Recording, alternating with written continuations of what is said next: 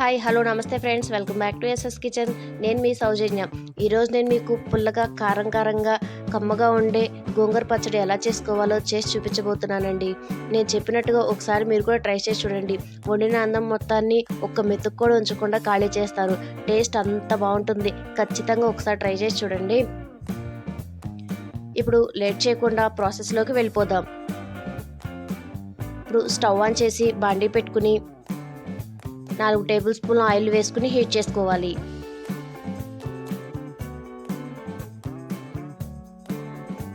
Oil ఎక్కువగానే వేసుకోండి, ఎందుకంటే మనం గోంగూరను కూడా ఫ్రై చేయాలి కాబట్టి. ఆయిల్ హీట్ అయ్యాక 15 నుంచి 20 ఎండుమిరపకాయలు వేసుకుని ఒక 3 మినిట్స్ ఫ్రై చేసుకోండి. ఎండుమిర్చి మనకి త్వరగానే ఫ్రై అయిపోతాయి, మాడిపోకుండా చూసుకోండి.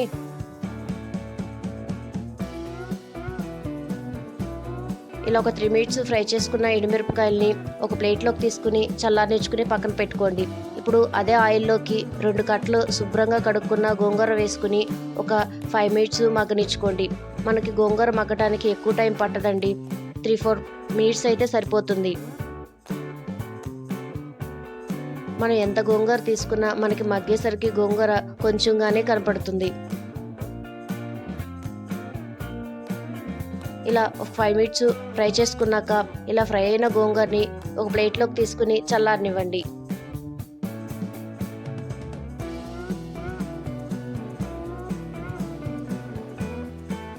ఇప్పుడు రోట్లోకి మనం ముందుగా ఫ్రై చేసుకున్న ఎండుమిరపకాయలు వేసుకుని మెత్తని పొడిలా చేసుకోవాలి. కావాలంటే ఈ ప్రాసెస్ని మీరు మిక్సర్ జార్లో అయినా వేసుకోవచ్చు, కానీ రోట్లో నూరుకుంటేనే టేస్ట్ బాగుంటుంది.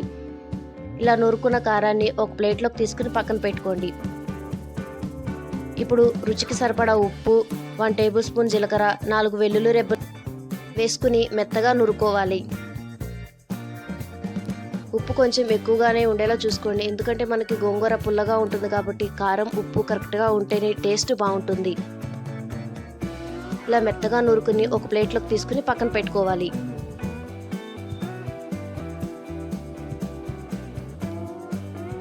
ఇప్పుడు ఫ్రై చేసుకున్న గోంగూర వేసుకుని ఒకసారి దంచుకోండి. గోంగూరని ఎక్కువగా మెదపాల్సిన పని ఉండదండి, ఎందుకంటే మనకి ఫ్రై చేసుకున్నప్పుడే గోంగూర మెత్తగా అయిపోతుంది.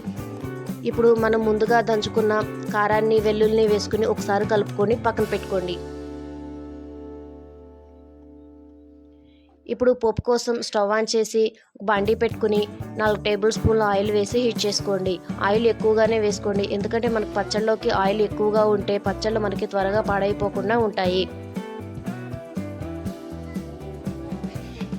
ఆయిల్ హీట్ అయ్యాక 1 టేబుల్ స్పూన్ పోపు దినుసులు, 1 టేబుల్ స్పూన్ మినపప్పు, 1 టేబుల్ స్పూన్ పచ్చిశనగపప్పు వేసి ఒక 2 మినిట్స్ ఫ్రై చేసుకోండి.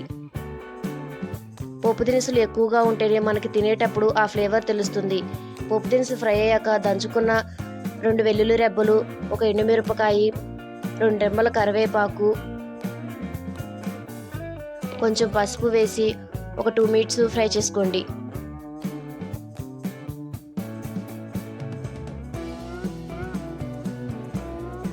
ఇప్పుడు సన్నగా కట్ చేసుకున్న ఒక ఉల్లిపాయ, 1 టేబుల్ స్పూన్ ధనియాలు వేసి ఆనియన్స్ కొంచెం మగ్గేంత వరకు ఫ్రై చేసుకోండి. ఇలా ధనియాలు వేయటం వల్ల ఫ్లేవర్ చాలా బాగుంటుంది, అస్సలు స్కిప్ చేయకండి.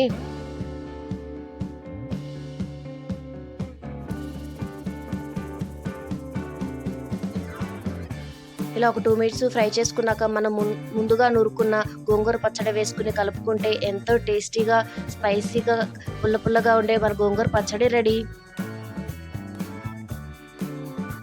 అంతేనండి, చాలా సింపుల్, ఈజీగా ఉంటుంది. టేస్ట్ అయితే చాలా బాగుంటుంది. ఇలా రెడీ అయిన గోంగూర పచ్చడిని వేడివేడి అన్నంలో వేసుకుని కొంచెం నెయ్యి వేసుకుని తింటుంటే మధ్య మధ్యలో పోపు దినుసులు తగులుతూ పుల్లగా కారకారంగా టేస్ట్ అయితే అద్భుతంగా ఉంటుంది. మీరు కూడా ఖచ్చితంగా ఒకసారి ట్రై చేసి చూడండి. మీరు ట్రై చేసి మీకు ఎలా వచ్చిందో కింద కామెంట్ బాక్స్లోకి కామెంట్ చేయండి. ఈ వీడియో కనుక మీకు నచ్చినట్టయితే లైక్ చేయండి, షేర్ చేయండి, సబ్స్క్రైబ్ చేయడం మాత్రం మర్చిపోకండి. మరిన్ని వీడియోల కోసం పక్కనే ఉన్న బెల్ సింబల్ని క్లిక్ చేయండి. Okay, thank you friends, bye.